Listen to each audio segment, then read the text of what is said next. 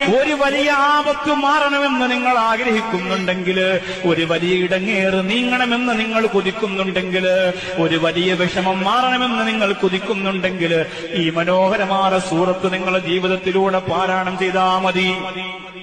101 പ്രാവശ്യം ആ സൂറത്തോതിയിട്ട് കരഞ്ഞ് നിങ്ങൾ അല്ലാഹുവിലേക്ക് ദുആ ചെയ്താൽ ഉറപ്പായും നിങ്ങളുടെ പ്രതിസന്ധി ഘട്ടത്തെ മറികടക്കാനുള്ള സഹായം അല്ലാഹു നിങ്ങൾക്ക് തരുന്നതാണ്.